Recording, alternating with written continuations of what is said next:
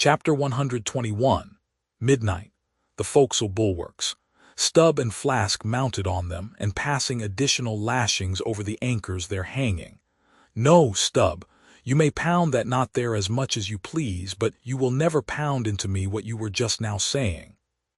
And how long ago is it since you said the very contrary?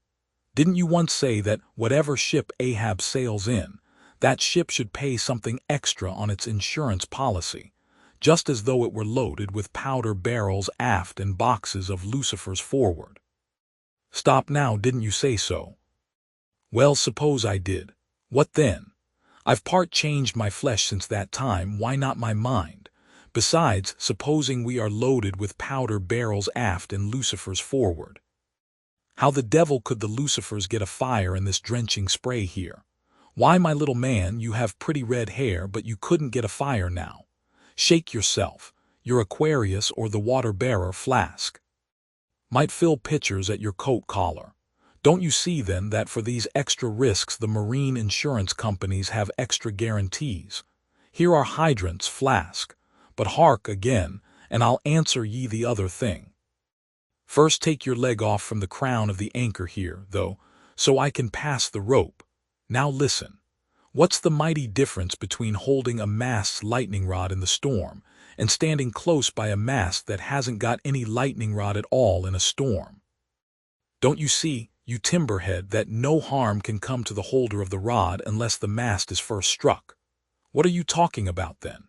Not one ship in 100 carries rods, and Ahab, I, man, and all of us, we're in no more danger then, in my poor opinion, than all the crews in 10,000 ships now sailing the seas.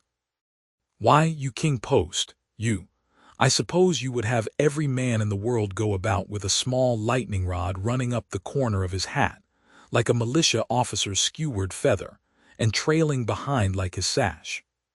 Why don't ye be sensible, Flask? It's easy to be sensible, why don't ye then?